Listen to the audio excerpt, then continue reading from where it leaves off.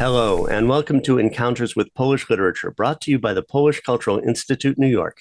I'm David Goldfarb, and I'll be your host. 2 episodes back, we started thinking about the idea of the pastoral in Polish prose with our discussion of Władysław Remont's novel, The Peasants. And we can bring that idea into the post-war era by looking at the work of Wiesław Myśliwski, one of Poland's most celebrated living novelists in his own country. Well translated into English by Ursula Phillips and Bill Johnston, but not so well known in the English-speaking world. Myśliwski has the rare distinction of winning the Nike Prize, Poland's highest literary award, twice, for Horizon in 1997 and for A Treatise on Shelling Beans in 2007. Before that, he won the Stanisław Pietak Prize for young rural writers for his first novel, Nagi Sad, or The Naked Garden, published in 1967, which he won again in 1974. Various state prizes he's won, both in the communist and post-communist eras, including the Golden Gloria Artis Award in 2005. He's won the Remont Prize, the Alfred Józefowski Foundation Award, several honorary doctorates, forming a long list that you can find on Polish Wikipedia. He was born in 1932 in Dwikozy in southeastern Poland, which was a village with a population of about 2,000, not far from the town of Sandomierz. And he worked as editor for the magazines Regiony, referring to the rural regions of Poland, and Sycyna, which is the name of more than one Polish village, and that, if I'm understanding correctly, carries an image of agricultural plenitude or a place where the land can satisfy all of one's needs. He came of age as a writer in the corresponding era of Soviet village prose, associated with Russian writers like Alexander Yashin, Vasily Belov, Valentino Rasputin, and arguably Alexander Solzhenitsyn's novel Matryona's House. So, as an editor in a state publishing house, the Ludowe Spółdzielnie Wydawnicze in the Polish People's Republic, or PRL as it's generally called in Poland, he would have been familiar with these Soviet models, as well as the long history of Polish pastoral literature that we mentioned in our discussion of Remont. Jan Kochanowski, of course, Mikołaj Rey, Adam Mickiewicz, and some of the works of Henryk Sienkiewicz, among others. I think that what Myśliwski brings to the tradition is the confrontation of the image of the countryside as eternal, unchanging, and following the rhythms of the earth with the devastation of the Second World War and the experience of life under communist bureaucracy. He often writes in aphorisms that are readily excerpted, and if you read Polish or are learning to read Polish, I recommend following the Wiesław Myśliwski account on Facebook to get your daily dose of the author's wisdom. Before we meet today's guest, I'd like to thank everyone who's been following and supporting Encounters with Polish Literature. Remind you to click the thumbs up, ring the bell, subscribe, and leave a comment to help the program reach more viewers by moving up in the search rankings. Bill Johnston has published over 40 book-length translations from the Polish, including Adam Mickiewicz's Pan Tadeusz, published by Archipelago Books in 2018, which won the National Translation Award in Poetry, and for which he received a Guggenheim Fellowship. Wiesław Myśliwski's Stone Upon Stone from Archipelago in 2010, which received the PEN Translation Prize and the Best Translated Book Award, as well as the same author's A Treatise on Shelling Beans from Archipelago in 2013, shortlisted for the National Translation Award. Tomasz Różycki's 12 Stations from Zephyr Press in 2015 awarded the Found in Translation Award, and forthcoming from the University of Wisconsin Press, Julia Fiedorczuk's Psalms, the runner-up for the inaugural Wisconsin Prize for Poetry and Translation. Johnston's translation of Wiesław Myśliwski's 2018 novel, Needle's Eye, is in press with Archipelago. Johnston is at present engaged in a translation of Maria Dąbrowska's 1932-34 novel cycle, The Nights and the Days, Noce I Dnie. He teaches literary translation at Indiana University, where he's currently the Michael Henry Heim Chair in Central and East European Letters. Bill, it's great to have you finally on the program. Welcome to Encounters with Polish Literature. Thank you. I'm very glad to be here. So let's look at the first novel of Myśliwski that you translated, Stone Upon Stone, which is, I would say his magnum opus, his great rural epic that maybe is the post-war counterpart to Raymont's The Peasants, which we discussed a couple of episodes back on the program. Well, maybe just tell our readers or our viewers what's it about and what makes it a great work. Stone Upon Stone is, for me, above all, it's what I would call, it's almost like present day oral literature. It's a series of long monologues that are told by a man called Szymek Pietruszka, who comes from a village. We never know exactly where the village is or what its name is, but it's a village in Poland. And the historical details are never kind of really made explicit, but it's clear from anybody who knows Polish history that he's born probably in about the 1920s. He's kind of a rebellious teenager, and then the war comes along, and he becomes he joins the Home Army, the AK, and is in charge of a small unit there. And then after the war, he takes on various jobs. He works as a police officer at one point. He has a job in the village administration where he conducts marriages. And the whole time he's basically trying to avoid going back to the farm. His father was a farmer, and that's the last thing he wants to do is run the farm. But eventually that's what ends up happening. The way that I'm telling it is not the way that it's told in the book. The book comprises 9 long chapters, each of which has a whole series of interrelated stories. And it is not told in chronological order. And so we get bits and pieces of Szymek's life, but much more in a kind of thematic way. So he has a chapter called Brothers, for example, about his 3 brothers. He has a chapter called Mother. He has a chapter called Earth, or The Road. And so each of those themes kind of organizes the stories that he tells. But it's very much like you were sitting at a wooden table in a house in the country, and this guy is just telling you his stories from his life. That is indeed like maybe the most characteristic thing is just the voice of Szymek, which is beautifully captured in your translation. It evokes the idea of that we brought up before in previous episodes about Gawenda, the idea of a kind of story that where the voice of the narrator is more important than the plot of the story. I'm wondering, do you have a favorite passage you'd like to read just to give people a flavor of Stone Upon Stone and Szymek's voice before we talk about the next translation that you're working on? I want to read a very short passage, which I'm not entirely sure whether this is completely typical of Szymek's voice, but it says something very interesting about the relationship between Szymek's life and these lives in the book and literature. So this is a passage where Szymek has had a terrible accident. Both his legs are broken. He's in really bad shape. And he spends a long time in the hospital recovering. And one of the other people in the ward with him is referred to as Mr. Kazimierz, and he's a lawyer. And this guy has his bedside table is cram-packed with books. He's always reading while he's in the hospital. And even though it's fairly clear that Mr. Kazimierz is very, very sick and is actually probably dying, but still he's reading and reading. And this is just a very short passage that I am particularly fond of. Szymek looks across and he notices that Mr. Kazimierz doesn't have a book in his hand. "Are you not reading your book today, Mr. Kazimierz?" I asked.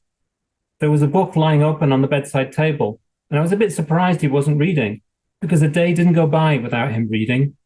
His cupboard was full of books. There were even some on the windowsill. Often he'd read a whole book in a single day. When he lost himself in his reading, he didn't hear what people said to him. We couldn't get over the fact that he kept wanting to read, because on the whole ward, he was the only one that read. Didn't it hurt his eyes? didn't it give him a headache? And after all, what was the point? You read and read, and in the end, it all went into the ground with you anyway. With the land, it was another matter. You worked and worked the land, but the land remained afterwards. With reading, not even a single line, not a single word was left behind. That's a great passage. He's often, kind of self-ironic, isn't he, about his, the role of the writer. Yeah, among other things, it's a wonderful, gentle, sly wink at the reader. Maybe we'll find some more passages like that to reflect on in The Needle's Eye, which is not out yet. And I want to say, thank you for sharing the manuscript of this of your translation of this work, which as a caveat is subject to change, and anything we read on the program might come out different by the time it's in print. When do you think it'll be in print? Do you have a pub date yet? I'm not sure. We are just beginning the editing phase right now. And I think possibly toward the end of next year. So we're seeing something kind of in the middle, not unlike our Ginchanka episode, which was also kind of at this stage of, of being mostly translated, but not, quite edited with, an approximate calendar ahead. So, one thing is, in the introduction, I talked a lot about, Myśliwski's history and his distinguished prizes. He's won the Nike Prize twice, and what a great writer he is in Poland. But now he has, are there 3 novels so far, and then this will be the 4th translated into English? Yes, that's right. Yeah. Ursula Phillips translated his earlier novel, The Palace, some time ago, and then I translated Stone Upon Stone and Treatise on Shelling Beans. Yeah, this is very hard to obtain, but it is out yes, there. It is, yeah. It's you can find Treatise on Shelling Beans you've done, which was one of the works that won the Nike Prize. That and Horizon, if I'm not mistaken, right? I believe so. Yeah. What does it take for such a distinguished writer, well translated, very impressive, to he's still not by any means a household name in the English language. I mean, and we can compare him to writers like Olga Tokarczuk, who now is well known after the Nobel Prize, but it took a lot of building to get to that stage. That there were 2-3 novels out in English, and maybe her European reputation had more of an effect in the Nobel Prize committee than English, although English translation is often the language of translation into other languages, so it's seen as kind of key. So what do you think would make Myśliwski break out in English? It's difficult to say. I mean, I was frankly surprised that Jill Schoolman at Archipelago actually agreed to publish the book in the first place. And that in itself was to me a major step. And then from there, it won the Penn Translation Prize. To us, it's a big prize. I don't know. I don't. I don't know. What effect it has. Beyond this. Rarefied world of writers and translators and scholars, and it won the Best Translated Book Award, which I attended. You didn't make it, but I was there when Jill Schoolman accepted the award on your behalf and on behalf of the publisher, who she is. And well, we can look at some videotape of that. I recorded that event. The winner is Stone Upon Stone, Wiesław Myśliwski.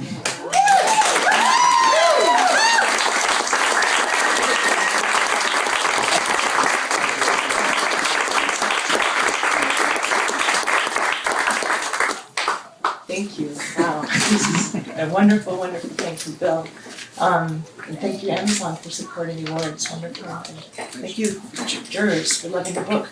I couldn't be more delighted that this happened to this book. This is a book that is one of my favorite books we've published in the 8 years we've been alive. And it's just remarkable on the translation. I can't imagine how he translated it.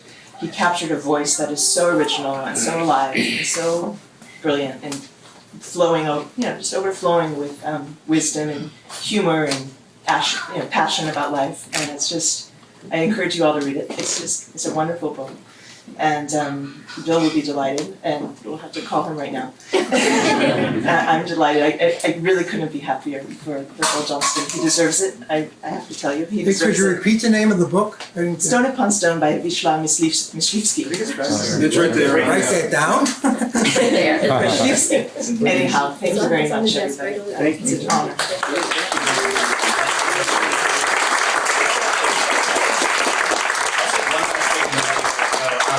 Dwikozy talking about philosophy as a selling point for that book. This book is all about boozing and womanizing, so it's awesome. I teach a class and my students love this book. Does that mean something beyond our circle? I've been doing a lot of thinking with my fellow translators about what this circle actually is, and it's never quite clear, right, exactly who the audience is for translated literature. I feel that for Stone Upon Stone to be honored in that way, and then Treatise was also shortlisted for the National Translation Award. That there is a public who pays attention to things, and some things are very very niche, as the expression goes. Some writers rise beyond that. I think with Myśliwski, the quality of the writing is obviously not in question, but he's not a media savvy person. When Stone Upon Stone was translated, he was already up in age, in years, and we tried to bring him to the US, and he basically said he didn't want to do that. And he wasn't being unpleasant about it. I think he really just didn't feel like taking a very long trip like that, and I understand. So he's kind of he's left the books to fend for themselves, as it were. And I think they've done very well for themselves, in that they have received a lot of attention. And I'll be kind of curious to know how, when Needle's Eye comes out, to what extent people remember the earlier texts and can refer back to them. But I don't see him ever gaining quite the same kind of prestige and fame as Olga Tokarczuk. I think her books in some way are more accessible. I think she's very smart about the way that she works. She is very actively involved with her translators, for example, which I think is a very lovely gesture on her part. So I think in the case of Myśliwski, his novels do have to kind of fight their own fight, and they seem to be doing okay so far. Well, what's it like working with Myśliwski? I mean, is he interventionist? Is he hands-off? I mean, usually I ask translators that, and we're kind of getting a picture of like which writers are very involved and which writers, maybe they don't know English, or so they feel they can't be involved, or maybe they do, but they want to write the next book. They don't want to worry about the last book. So, what does he do? He's extremely generous with his time and his attention. He doesn't have any English at all. And I was kind of surprised. I met with him at some point very early on when I was working on Stone Upon Stone. And he seemed to really trust me, even though it was the first time he'd met me. Maybe he asked around about me. There's also a peculiar phenomenon in Poland where if you speak good Polish, then you are somehow more trustworthy as a translator, which is really a very dangerous position to take, but it's very useful for us translators. And in any case, I got to know him. I visited him at home several times, and he sat with me for several hours going through some questions that I had about the texts. He uses a lot of expressions in there which are pretty obscure. I know people who were brought up in peasant environments in Poland, and they had no idea. And so he was very helpful with a lot of things like that, and also very generous in the way that he talks about the book. He tried to claim that I was the co-author of Stone Upon Stone, which is a lovely thing to say. It's completely not true, of course, but it showed a great generosity of spirit on his part. And I think I was particularly touched with the Best Translated Book Award because it is shared between the author and the translator. I think it is one of the very few awards in any case that applies to, and I think it was a very meaningful thing for him and certainly for me. And he has continued to be very well disposed to what I'm doing and very helpful and very hospitable.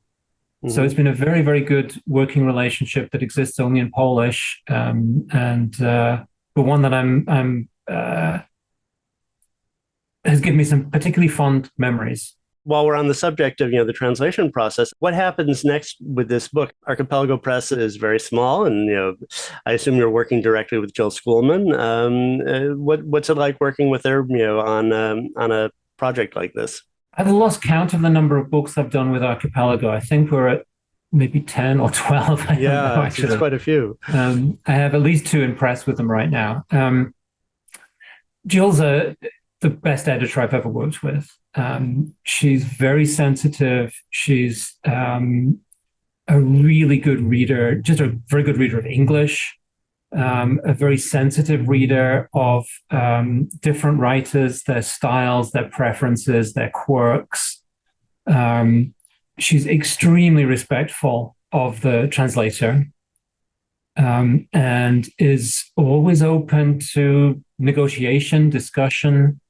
So I actually always look forward to the editing process. It's something that I think with my students here at Indiana University who are just beginning to be literary translators, they imagine, as I did at that time, that every editor will pay this much attention to your work. And that isn't always the case.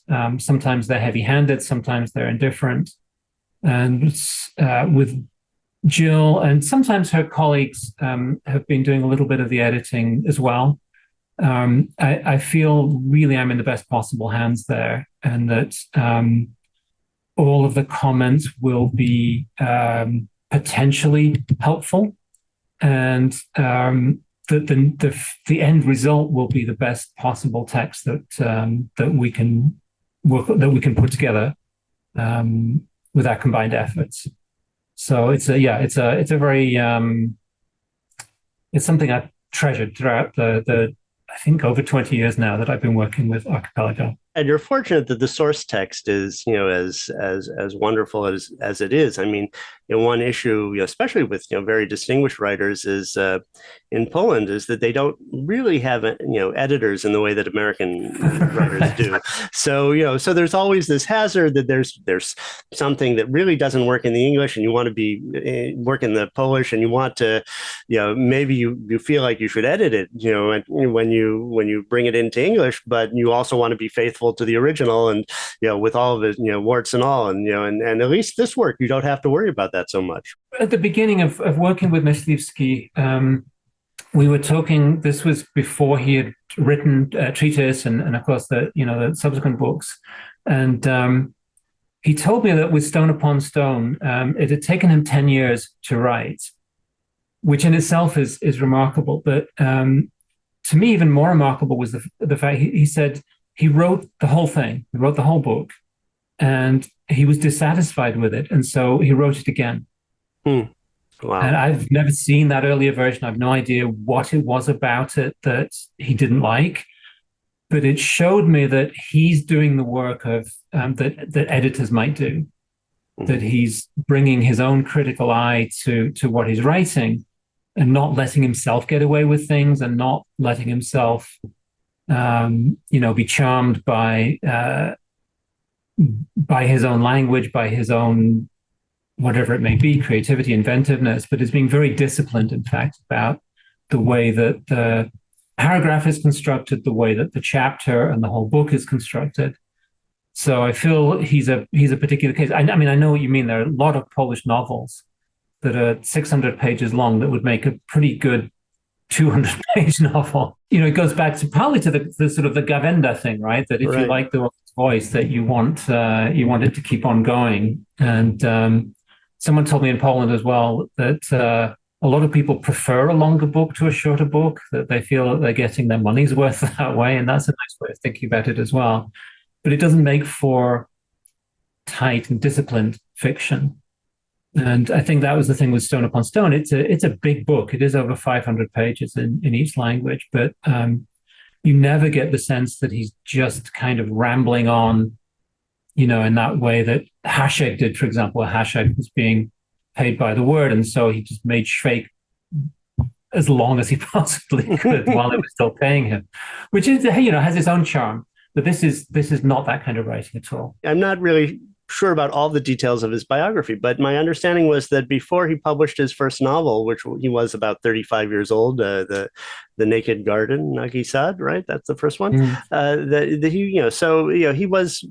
was working in publishing somehow. Is that the case? As I recall, he was working as an editor of a journal that specialized in rural affairs. But it's true that he came to writing relatively late in life, and Stone Upon Stone, which was really, I think, his breakthrough book in Poland. I think he was 50 something when it came out, or about 50. Being an experienced editor allowed him perhaps to put on a different hat when he was revising his work. I'm always drawn to writers for whom language is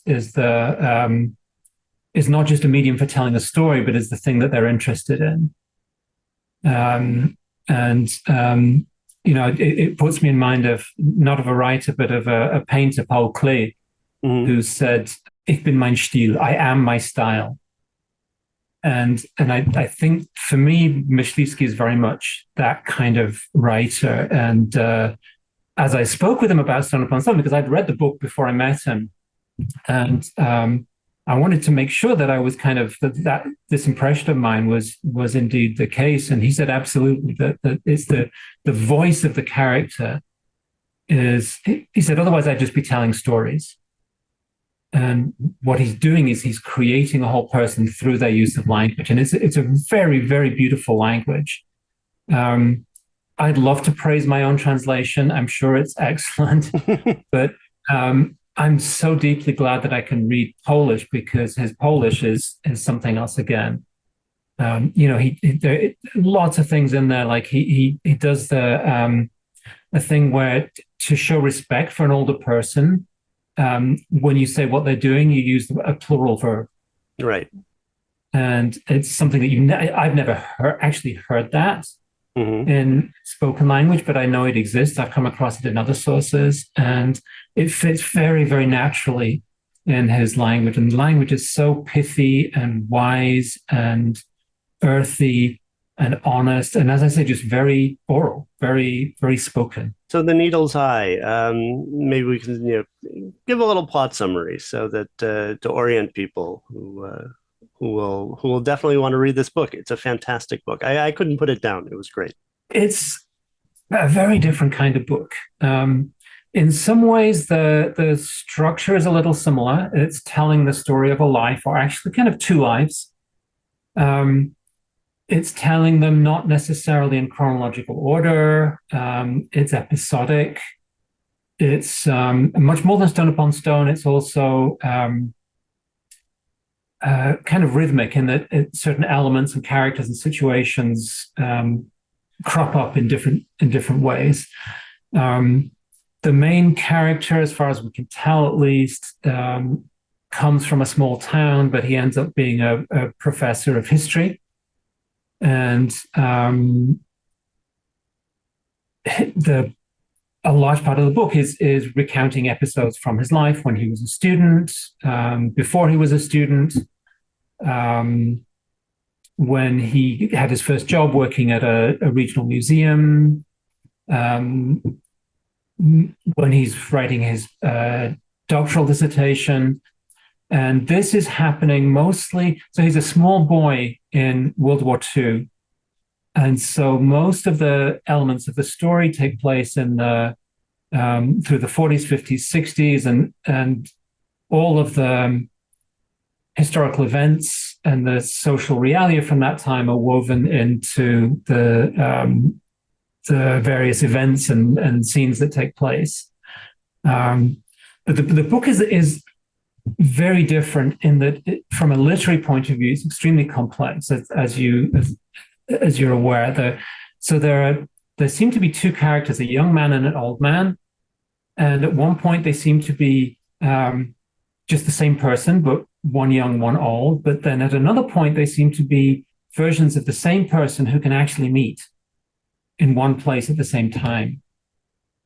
And along with that, the language does strange things where a first-person narrative will suddenly become a third-person narrative, or a different narrator will take over. And it's very disconcerting, to be honest.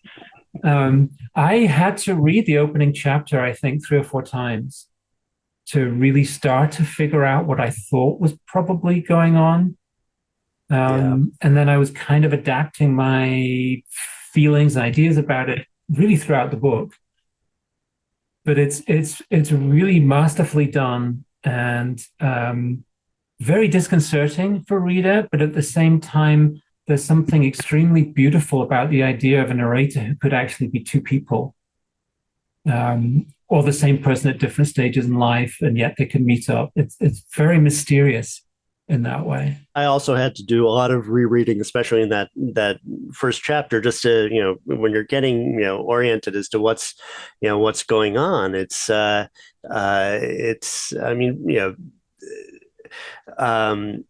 You have certain, just from reading Stone Upon Stone, I came in with certain expectations, and I'm thinking, that this is, basically a realist novel with kind of maybe a complex, time structure. But this is really experimental in many ways, kind of surrealist, we don't necessarily think of, Myśliwski as like, a postmodern novelist or something like this. If this was, Welbeck or something like that, we'd say, oh yeah, that he does that kind of stuff. But Myśliwski, like, kind of, and it's not like he's, he doesn't like kind of, like he wears the experimentation, the theoretical implications of this very lightly, because it still does feel like, like great storytelling. I think that's a very good point. I think that what it really is that sometimes a so-called postmodern writer will be doing those things just because you can, right? And it is part of it is just like, look how clever I am. Yeah, I can have the narrator change, or I can do this, or I can do that. And there's something sort of boastful and ultimately not super interesting about it. When Myśliwski does this in this book, I think he's really genuinely thinking through some rather deep philosophical questions about identity, and can one person also be two people? How does memory play into this? And he's really genuinely seeking answers to questions that are very fundamental, are not in the least abstract or sort of philosophical in that, sort of, what would you say, in a way which is purely speculative. And he really wants to think about what it means to be a person, to have certain memories. He realizes that our memories are actually maybe not our own. Mm-hmm. Any psychologist will tell you this, that people have memories of things that didn't actually happen to them. And or you think about the concept that has been looked at a lot in the academy recently of post-memory. Right. And one effect that this kind of thinking has in the book is that people's memories, even though the central character was only born in World War II, there are memories that stretch back before then. There are memories that stretch back to the First World War and even before then, sometimes in the other characters, but you feel as if these memories and stories are kind of flowing through the characters. to the point that actual identity is troubled.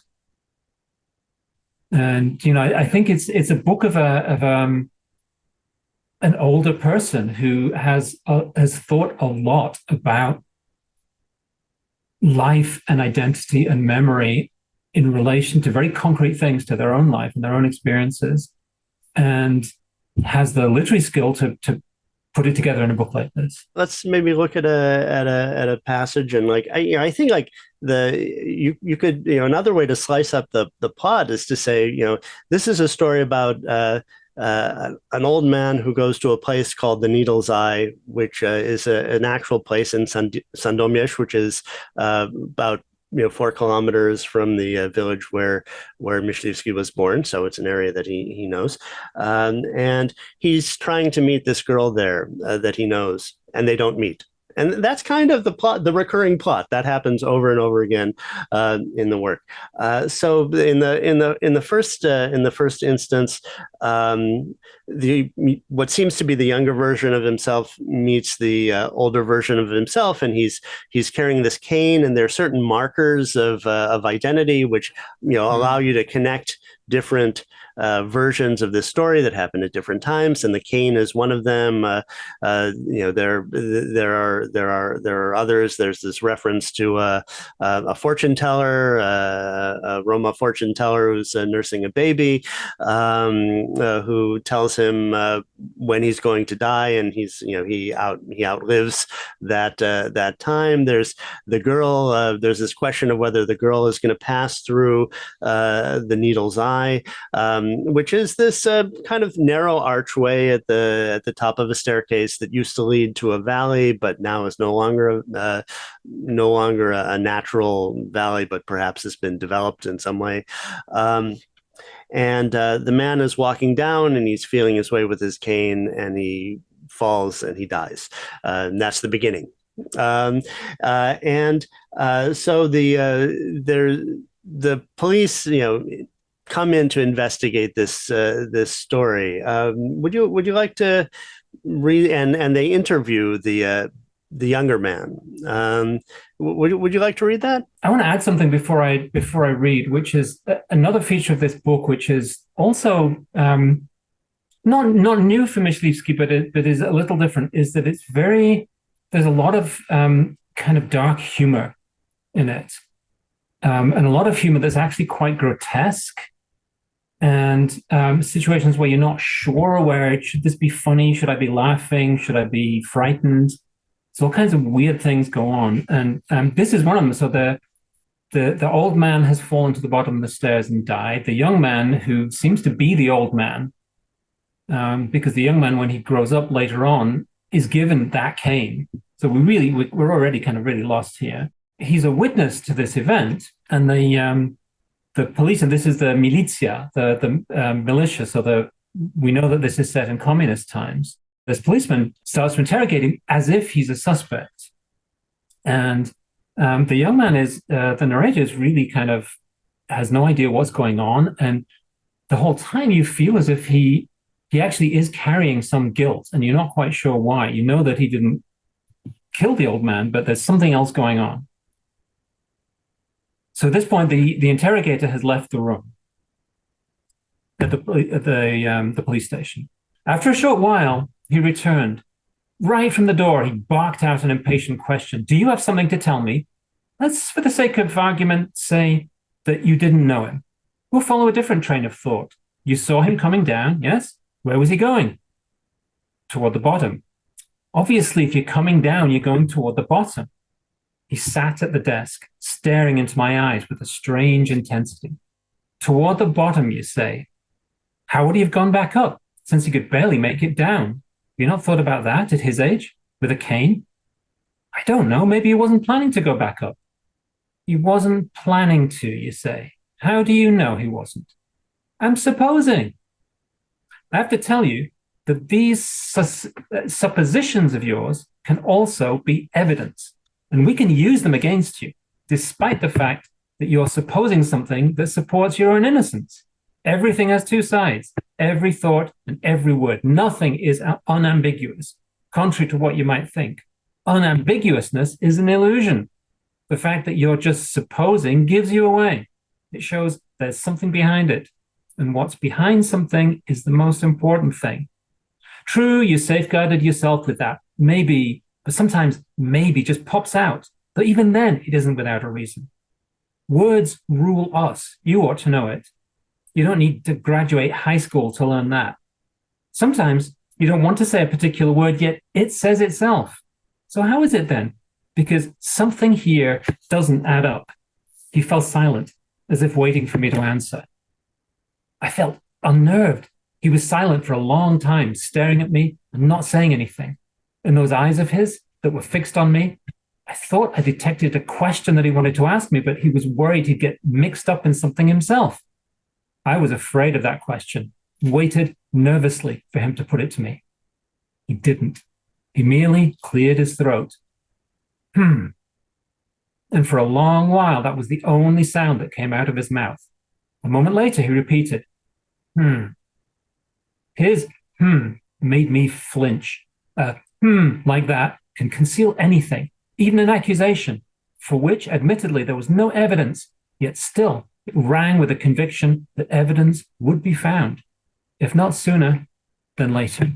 That last bit, sort of describes maybe like the time sense of the communist period in Poland, because the policeman never comes back. We never get this later. But there's always that fear, that there's like that. Oh, this thing happened earlier in my life, and you never know. It's in my file, and when is it going to be dragged up? And there's a passage later on where he gets a letter that has nothing at all to do with this. It's the letter is from a former roommate who's seemed like kind of a failure, and then turned out to be a big success, later in life, inviting him to get back together. But he the first thing he thinks of, like when he sees this letter in the mail, mysterious letter, I don't know who it's from. Maybe it's about this thing that happened, so many years ago.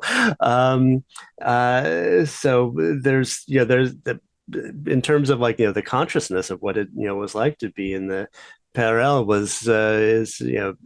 he's very much a product of that. I mean, he lived through the entire, period of communism in Poland. That's absolutely true. But I think also one of the things I loved about Stone Upon Stone, which I also find here, is that he seems to be able to go beyond kind of simplistic political explanations and really get into a kind of a more universal psychology, because even if you didn't live through that period, I think we all know what it is to have done something bad in our past and hope that it's going to, or fear that it's going to come out later on. And I think that's a very deep and true human experience. And the political times gave certain people power to do this kind of thing and to prey on those kinds of fears and anxieties. But I think for me, as somebody who didn't grow up in that period, I can still absolutely identify with a much older guy who is like really still remembering the fact that he might be guilty of something and someone might reveal it. There's, also what he says about, about what the cop says about words, right? I mean, is something, I mean, that there's truth to that he repeats, that, there's a section later in the novel where it's, he says essentially in so many words, the narrator says, a word that's spoken can't be unspoken. Not in those terms, but that's the idea. And then he, another section where he talks about how words have become less important to people, that people don't read as much as they used to, that they're running out of words, that they might not have words, so any words that remain are very significant. Another interesting thing is this is where, like, the militia investigator is sort of like, kind of represents, an objective, scientific standard of knowing what happened, and everything else is this very ambiguous kind of subjectivity of, like, not knowing whether you're, the old man, the young man, if you're the same person, and this is something you see elsewhere, like in the 1930s, like, Wiesław and Malinowski are always talking about, their unity of personality. How can I express my unity of personality, that I'm the same person, in every respect. But now Myśliwski is sort of taking that and stretching it over time. Is that person who was younger the same person that I am now? This is not something that I've come across a great deal in literature. I think in that respect, this book is really quite unusual in that respect. It's not just playing literary games. It really is delving into whether that unity is possible, and if not, then what does that mean for us? He sort of sets it up. He says, sort of earlier in chapter 1, he says, every life is a repetition of someone else's life. The past is ahead of us.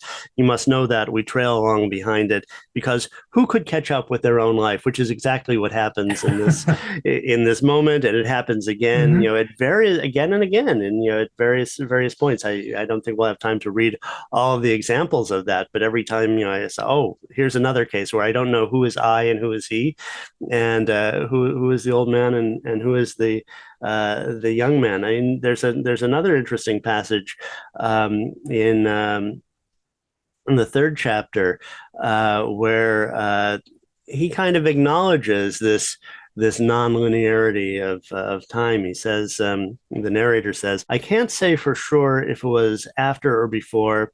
It doesn't really matter. I could have gotten the times muddled up. Time has a tendency to switch around. It's as cunning as a fox, and it can be malicious. It can flow in one direction and simultaneously in the opposite one. We only think it's always flowing along with us, and that our life sets its boundaries. Nothing could be further from the truth. It pulls us where it will, backwards to when we didn't yet exist, and forwards to where we will no longer be there. It plays with us, fully aware that there's nothing we can do about it. It's not hard to play with human beings. In other circumstances, something like that might sound very pretentious and abstract and kind of highfalutin. But in the context of this book, the more you read the book, the more you go back to a passage like that and you say, oh, I see what he means. And he's showing us exactly how those things play out in real people's lives. He's also, kind of, ironic about, what critics, can read into the book or can read into a text. I mean, that there's this great, passage. It's right around that one where he kind of gives a sort of description of this architectural feature, the needle's eye, this narrow remnant of some old, perhaps medieval city wall that's between two churches, with the steps below it, and talks about how there was a couple that had their wedding photograph taken there. And it kind of plays with the idea of, is the needle's eye a kind of a metaphor? And he goes, and he remembers, in his youth that the photograph was in the window of the photographer's studio. And he goes back to the studio, and he asks the photographer about it, and he sets this up by saying, had the photographer instinctively captured a metaphor for their lives, or did he simply figure he'd make more money from two photographs than one? The banal and the sublime are Siamese twins. And then he goes and he asks the photographer, who doesn't remember the photograph, so to him it wasn't significant, and he says, listen, mister, I've taken any number of wedding photos since I started this job. I can't be expected to remember one or two of them in particular. You say it was at Needle's Eye. I've taken pictures there too. Nothing unusual about that. Newlyweds dream up all sorts of locations. I could tell you stories. All I do is perform a service. They want it here, be my guest. Over there, likewise. Every photograph is a matter of price, not metaphor. A metaphor, you say? What's that? which I think is great. I mean that of course, Myśliwski's sophisticated. He knows what a metaphor is, and he's using them. I mean, he writes in this very aphoristic way at times. I mean, oh, very much so, yeah. But there's like kind of this switching back and forth between the aphoristic mode, and then all of a sudden we are in the in communist Poland, and looking at the most banal things that you could imagine. He's definitely the figure of the artist, kind of weaves through the book. Artists of different kinds, writers, musicians, painters, and so on. And I think that's also a sort of an extended, we call it analogy, metaphor, meditation, but the figure of the creator is in multiple positions in the book, comes out. And I was hoping actually I might get to read another passage. This is from the chapter, I think it's chapter 4, where he has just graduated in history. He has his PhD. I think he has his PhD at this point, and he gets a job as an assistant curator at the local museum. And there's a local character who's basically a peasant, has very little schooling, but who knows a lot about the region and has had a very rich life. And it turns out that this person has written a book. And people are very suspicious about this book. They think that maybe it was a forgery. They don't see how such a peasant person could write this very successful book. But in any case, at some point, they decide that they're going to have a big celebration to honor his life and to honor this book. And this is all in, I'm assuming, like the 50s or early 60s, in the communist period in any case. Probably the 50s. Yeah, the language is very doctrinaire. Exactly, yeah. So there's this big celebration. Everyone's getting drunk, except the honoree himself. He doesn't have a name, but he's called the honoree. Do we ever find out what the book is about? No. I don't think so. It's this sort of mystery book, and you kind of wonder, is this like Stone Upon Stone, or what's going on here? Everyone's getting drunk, and there's supposed to be the unveiling of a portrait of this peasant writer, and so at this point in the story, there's a secretary of the local party who's the most important person at the celebration, and he remembers about this portrait. They're all sitting at a huge table, drinking and eating. "Where's the portrait?"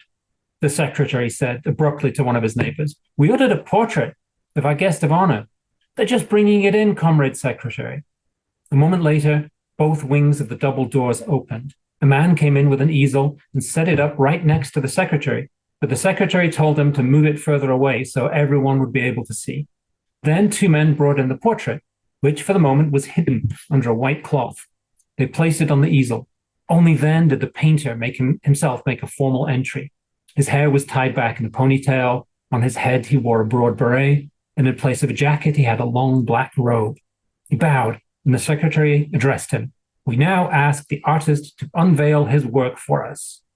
The artist untied some ribbons at the back of the frame, and the cover dropped away, revealing the guest of honor to the eyes of those present. People crowded forward curiously around the portrait. The secretary, on the other hand, as if struck dumb, looked at him for a moment at the painting, and then, struggling to suppress his vexation, said curtly to the artist, "Who's this supposed to be?" "The honoree," the artist replied in a triumphant voice.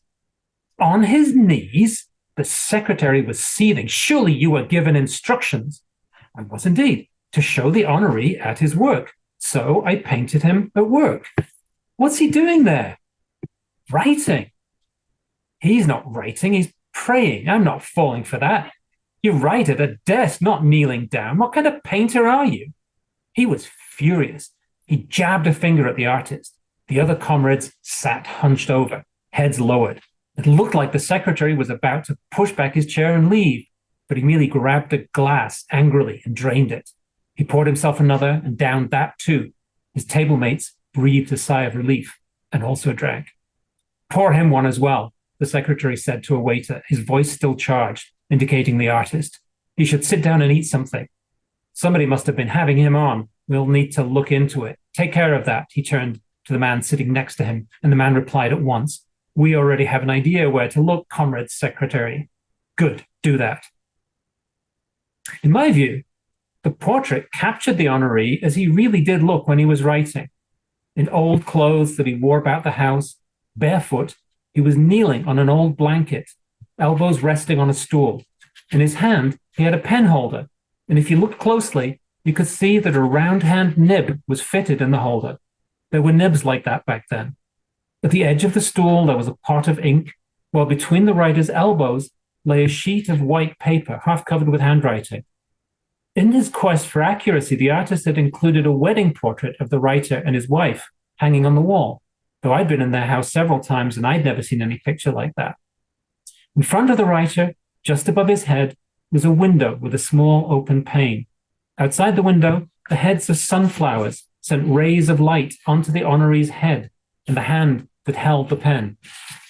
The artist must have placed his easel in the right position to stimulate his imagination.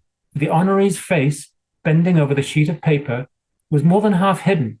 His nose, ear, and one temple were visible, but not his eyes. On the other hand, his bare feet, worn and wrinkled, big as spades, were in the foreground.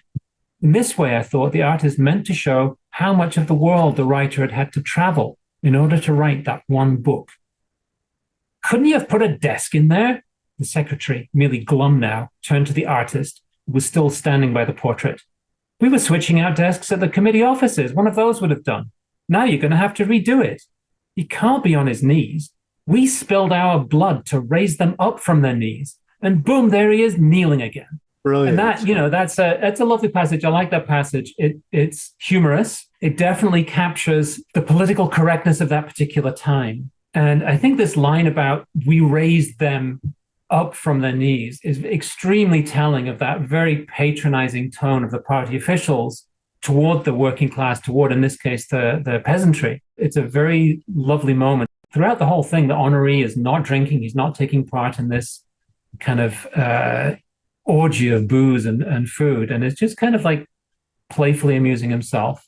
And I wonder whether this is also perhaps a little, in a tiny way, a little bit of a kind of ironized self-portrait. It probably is. There certainly is a reference to contemporary times. This book was published in 2018, and and we've heard this idea of raising Poland up from his knees, in with respect to contemporary discussions of Polish sovereignty with respect to Europe. So to make a connection between the communist period and the contemporary period is significant. And a bold move on his part as a very distinguished writer. He can get away with a lot. I also, one thing that just occurs to me is that there's a moment in Remont's The Peasants where they're described as peasants are described as eating and they're sitting on the floor eating with their food on a bench. And this is very much the same posture. I mean, this is, I don't know if peasants continued to eat in this posture in the 1950s in Poland, but as they may have done in the 19th century. But it would be kind of completely natural and shows another kind of level of difference between these office workers, these bureaucrats who sit at desks, and peasants who just by nature might sit on the floor and put their food or their work or whatever it might be on a bench. Yeah, and I mean, if this is indeed set in the 50s, and this character is perhaps, let's say, 60 years old, who knows, then definitely he's actually of the same period as the peasants in the Remont novel. It's kind of a brilliant moment where we're sort of going between sort of the way we started out between stasis and and politics and history, sort of moving through. Well, this is going to be really great when it appears from Archipelago. So I'm really looking forward to seeing the final version. But before we conclude, let me ask you. So if somebody wants to further their studies in translation or in Polish literature? I'm actually in comparative literature. Right. So I have graduate classes in literary translation, and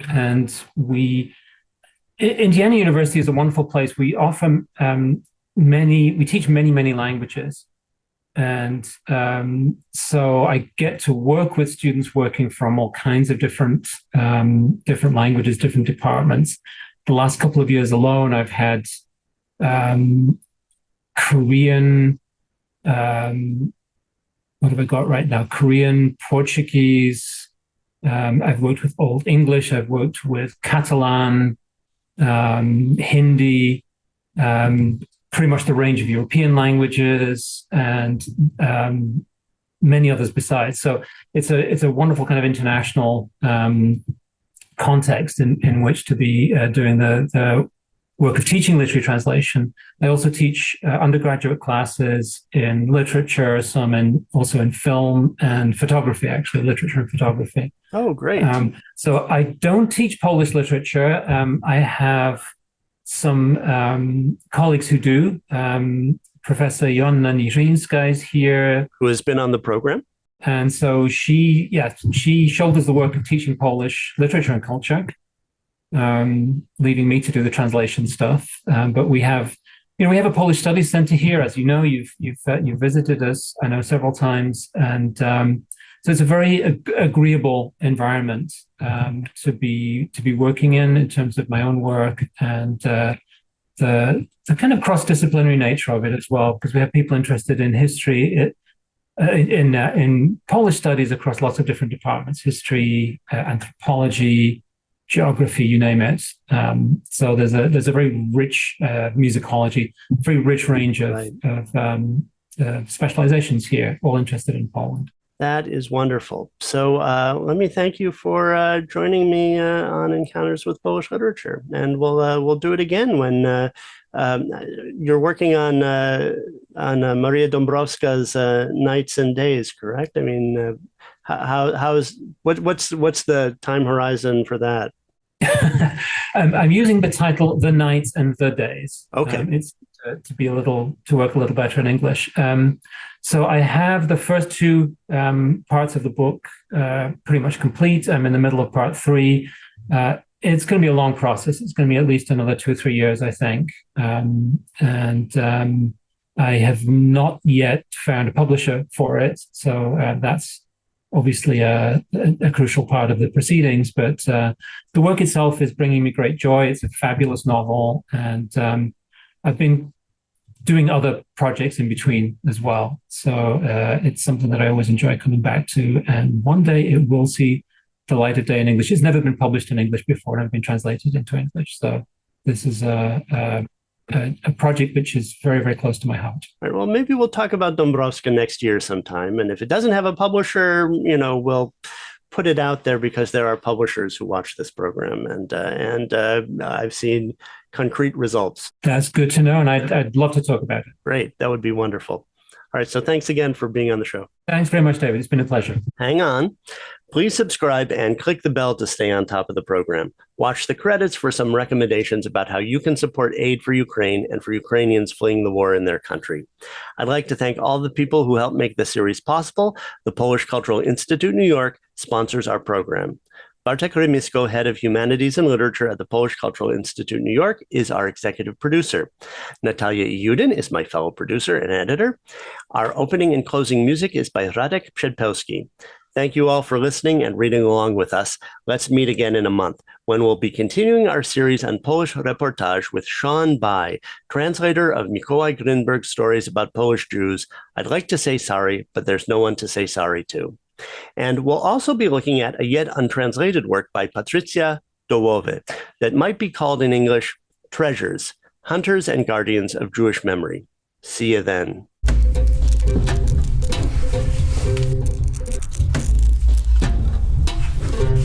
To szary dzień, jak zawsze w tej okolicy. Cała sceneria dodaje się chwilami fotografią z ilustrowanej gazety.